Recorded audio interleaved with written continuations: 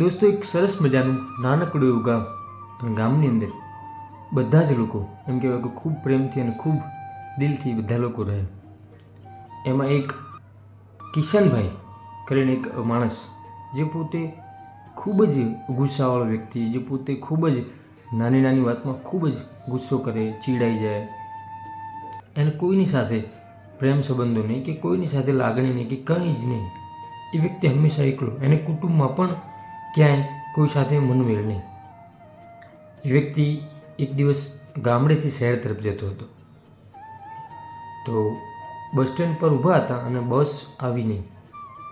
તો એને મનોમન એવું વિચારવા લાગ્યું કે યાર મારી તો હાલત જ આવી છે, મને તો બસ જલ્દી મળતી નથી અને સમયે મારું કોઈ કામ થતું નથી. અને પોતે ખૂબ જ પોતાની જાતને એમ કહેવાય કે દોષ દેવા લાગ્યો અને ખૂબ જ ગુસ્સે થવા લાગ્યો અને બબડવા લાગ્યો.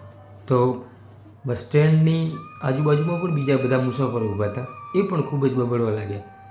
કેમ બહુ જ મોડું થઈ ગયું, બસ બહુ જ લેટ છે, આજે આપણે બહુ જ મોડું થશે, એવું બધું બોલવા લાગ્યા અને ખૂબ જ ગુસ્સે થવા લાગ્યા. એટલામાં એમ કહેવાય કે વરસાદ આવ્યો અને વરસાદથી બધા લોકો ભીંજાઈ ગયા અને બહુ જ વધારે ગુસ્સે થયા કે એક તો મોડું થયું ને એમાંથી ઉપરથી વરસાદ આવ્યો અને બહુ જ આપણે તો હેરાન થઈ ગયા અને બહુ જ તકલીફો થઈ. એમ પોતાની જાતને દોષ દેવા લાગ્યા. એમાં કિશનભાઈ તો પોતે બહુ જ ગુસ્સે થઈ ગયા, એમનો ગુસ્સો સાતમા આસમાને. એમાં એ વરસાદમાં એક બાળક ખૂબ જ દિલથી એમ કહેવાય કે રમતું હતું અને નાહતું હતું અને ખૂબ જ મસ્તી કરતું હતું. એ વરસાદમાં એ બાળકને જોઈને કિશનભાઈએ સવાલ કર્યો કે તને ગુસ્સો નથી આવતો? તું આટલો પડેલો છે, આટલો બધો હેરાન થાય છે, તો તને ગુસ્સો નથી આવતો? એ બાળકે કિશનભાઈને ખૂબ જ સરસ મજાની વાત કરી, જે આપણા જીવનની અંદર જો ઉતરી જાય તો જીવન જીવવાની ખૂબ જ મજા આવે. એ બાળકે કિશનભાઈને એવું કીધું કે વરસાદને રોકવો એ આપણા હાથની વાત નથી, પરંતુ એ વરસાદની અંદર આપણે ખુશ કેવી રીતે રહેવું, આપણે આપણા મનને કેવી રીતે મનાવવું અને આપણે ખુશ થઈને કેવી રીતે ટહેલવું, કેવી રીતે મોજમાં રહેવું, એ ચોક્કસથી આપણા હાથની વાત છે.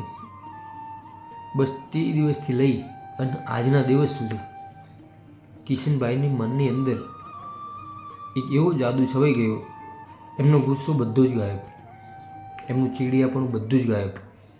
એમને એક વસ્તુ હંમેશા વિચારી અને આજે પણ એવી એક જ વસ્તુ વિચારે છે કે જીવનની અંદર જે કોઈ પરિસ્થિતિ આવે એ પરિસ્થિતિ બદલવાની આપણી તાકાત તો નથી.